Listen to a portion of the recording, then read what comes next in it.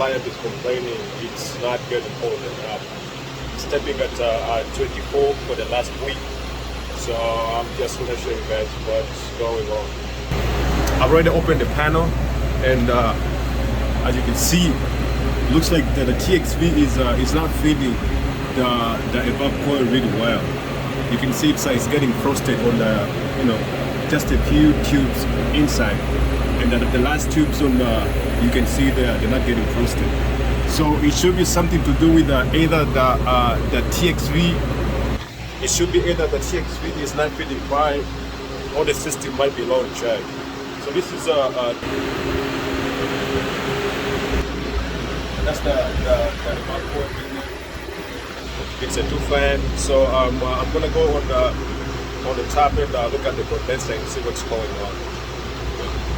Yeah, so I'm on the top, and this is the condenser. You can see the condenser keeps on short cycling. In the blood pressure, I have 200 psi.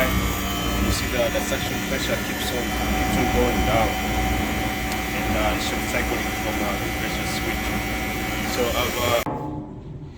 yeah, the leakage it's at the discharge valve. I can see I've just sprayed soap bubbles, and I see. I don't know if you guys can see it. It's coming from right here on the top. So I'm gonna have to adjust that and make sure I don't have any leak, and I fill up the system. Yeah, that's the condenser. It's 2 horsepower, having 2 fans.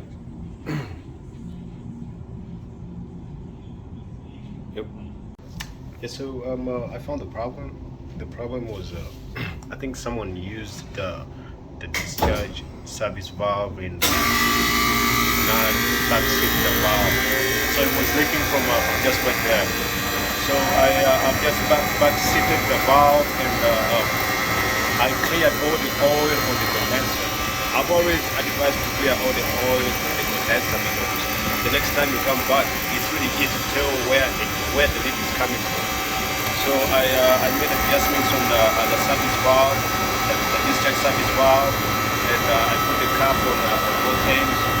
I cleared all the oil on the condenser, so that next time if it's leaking, then you know where the leak is coming from. Then you don't have to waste time doing it next time. Yeah, that's it right there. I'm going to check the system, and clear. You can see the side glass is properly. So I have to clear the side glass, and once I do that, I should be good. So I have now cleared the side glass. I've already added our into the system. You can see now the suction is getting close. So now the pressure, I'm moving from 200 psi to like 220 psi. And then the suction was like at 0. It has now moved to like 15 psi. So I'm waiting for the fans to start running, and we'll see the suction to start rising. So I'm gonna go down on the evap coil and see what's going on. So I'm back inside and to check what's going on with the evap coil.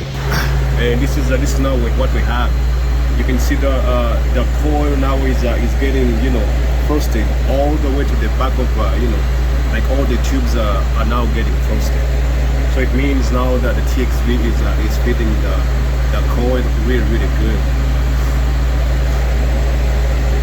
So I'm just I'm going to close the panel and make sure I don't have any bypass through the sides. I'll let this thing run for some time and show.